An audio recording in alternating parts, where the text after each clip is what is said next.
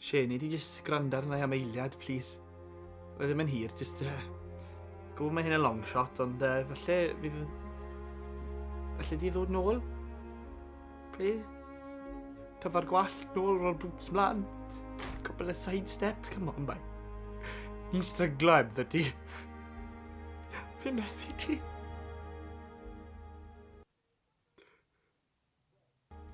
Oh, Shane!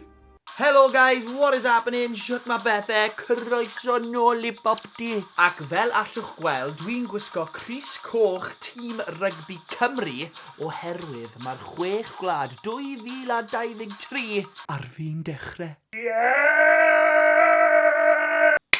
Felly, heddi, beth am I ni cael bach o prifyw I fewn i'r 6 Gwlad eleni? O, fi mor excited! Go on, Lee! Yn y fideo heddi, nawn ni drafod beth sydd I ddisgwyl a beth sydd newydd yn y twrnament eleni. Ac wrth gwrs, mae angen challenge arna I does. Ond nid yw'r challenge I fi, ond I chi guys hefyd. I weld faint mae fi a chi yn gwybod am rygbi, mae PopT wedi hala draw quiz rygbi special I gyd I wneud ar 6 Gwlad. Felly, cofiwch I chwarae gyda fi nes ymlaen yn y fideo, alright? Ond cyn hynny I gyd, please cofiwch I tanysgrifio I PopT, rhoi thumbs up ar y fideo yma a gwasgu'r glwch am y notification. Yes, try. Llwyth I edrych ymlaen I blwyddyn yma a dwi'n meddwl fydd y twrnament eleni yn un o'r rai gorau erioed. Dwi wir ddim yn siŵr pwy sy'n mynd I fynd â hi. Mae'n teimlo fel bod pawb gyda siawt I curo pawb. Hyd yn oed yr eidar. Maen nhw'n edrych lot well na arfer yn curo ni blwyddyn diwethaf, Samoa ac Australia. Mae sgwad rili dda gyda'r Alban eleni, maen nhw wastad yn anodd I curo. Wrth gwrs, mae gyda ni'r ddau ffefryn y twrnament, Ffrainc ac Iwerddon. Ond y peth sydd yn rili cyffroes ac newydd eleni yw fod Cymru a Lloegr gyda tîm hyfforddiant hollol newydd. Pwy a oer sut fydd e'n fynd, ond yr unig peth dwi'n gwybod fydd e'n gracer I wylio. Right, digon o siarad ymlaen â ni ar quiz ma, fe? Cofiwch I chwarae ymlaen gyda fi a rowch eich sgôr lawr yn y sylwadau ar diwedd y fideo. Gawn ni weld pwy sy'n neud yn well, fi neu chi. Right, cwestiwn I fi'n. Pwy ddaeth yn gapten ieuencaf Lloegr ers Will Carling yn 1998? Cwestiwn da. Dwi'n meddwl mae fe di bod yn capten ac mae fe'n rili ifanc. Dwi'n meddwl fe yw e. Dwi'n mynd I mynd am Tom Curry. Tom Curry! Come on! Cwestiwn rhif da ysdi. Prif sgoriwr pwyntiau yn 2022. Cwestiwn anodd. Mae fe rhwng y fullback oedd yn chwarae Ffrainc, sa'n cofio un o fe, neu Marcus Smith o Lloegr, achos nath o sgorio loads o tries I fyd. Dwi'n meddwl Marcus Smith. Okay? Marcus Smith, come on baby. Cwestiwn rhif 3. Pa tîm ddefnyddiodd 3 capten gwahanol yn 2022? I don't know. Dwi'n meddwl taw Iwerddon. Dwi'n mynd am yr Alban. Na, cancel. Dwi'n mynd am Iwerddon. Okay? Yes! Iwerddon baby! Get in! Class! Enwch y par o Gymru enillodd eu canfed capiau prawf gyda'i gilydd.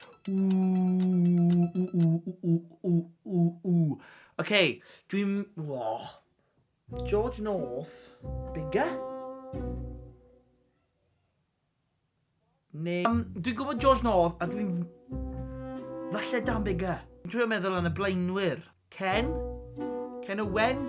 A chi mon y gael y pwynt os chi'n enwi'r ddau. Alright? Just I gweud. George North a Ken Owens. Okay? Na. George North a Dan Bigger. Dwi ddim yn hyderus. No. So ges i un am Dan Bigger, ond Jonathan Davies a Dan Bigger. Pwy gafodd y cerdyn coch cyflymaf yn hanes y bengampwriaeth? Sa'n siŵr. Scott Quinnell? Dwi am roi Scott Quinnell. Dyna beth sy'n popo, mae'n hollol guess. No. O'n i mor... No. Yn 2014, pa chwaraewr gafodd gerdyn goch am ergyd hwyr i Dan Bigger Cymru yn Stadiwm y Millennium? Wow, PopT, mae'r un yn anodd. Really tough. Dwi really ddim yn gwybod. Rhywun o Ffrainc o'r adeg ne. Dwi'n mynd am Matthew Bastaro. Na, hollol anghywir. Stuart Hogg. Hoggy. Pa gwlad yn na ildiodd gais am 358 munud yn Nwrnament 2013? Ie, hwnna oedd y blwyddyn nath ni ennill twrnament fi'n meddwl, fe. Dwi'n eitha siŵr. Dwi am stico i teimlad bol fi, dwi am gweud Cymru. Yes! Come on! Tad pwy rasiodd ar y cae yn Stade de France yn 2013 i dathlu cais enillodd y gêm? Yr un flwyddyn, fi'n cofio fe, Dan Bigger yn grabio'r bêl, ship yn y gornel, mae'n bwnsio, a mae George North yn sgorio'r cais i ennill y gêm yn y funudau olaf, ac mae tad George North yn rhedeg ar y cae ac roi cwtch a sws enfawr iddo fe. So, ateb fi yw George North. Yes! Come on! Come on! Sawl pwynt sgoriodd Cymru yn y 5 munud olaf i sicrhau buddugoliaeth ddramatig o 31 i 24 yn erbyn yr Alban yn 2010. Fi'n cofio fe'n iawn. So, Shane Williams nath sgorio'r cais ar diwedd, oedd hwnna'n 7 pwynt. Cyn hynny, oedd na penalty, so mae hwnna'n 10 pwyntiau nawr. A cyn hynny, oedd na cais hefyd. A dwi'n meddwl nath nhw cico fe. So dwi am gweud 17. 17 o pwyntiau. No! What? 21. Lle mae'r 4 pwynt extra i ddod o? Dwi'n fact check hwnna. The last 5 minutes, mae'n 14-24 i'r Alban. I gyrraedd 31-24, mae'n 10 a 7. So, chi'n wrong, PopT. Yr ateb cywir yw 17. OK, y cwestiwn olaf. Pryd chwaraewyd twrnament cyntaf y merched fel gwledydd catref y merched?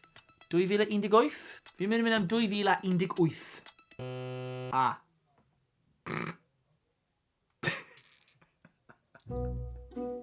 Fi'n teimlo mor siomedig. Dwi'n mor sori. I fod yn dig, oedd yna cyn I fi gael fy ngeni. So, you know. 1996. 2018 wedys I. Ridiculous. Right, so dyna diwedd y quiz amser ni ddatgelu'r sgôr. Wales! Cofiwch hefyd I roi sgôr chi lawr yn y sylwadau I weld os I chi wedi wneud yn well na fi. Ona ni am heddi, edrych ymlaen at y 6 gwlad. Come on Cymru, chi gallu wneud e. Na I weld chi gyd yn y fideo nesaf, ond tan hynny, ta-da!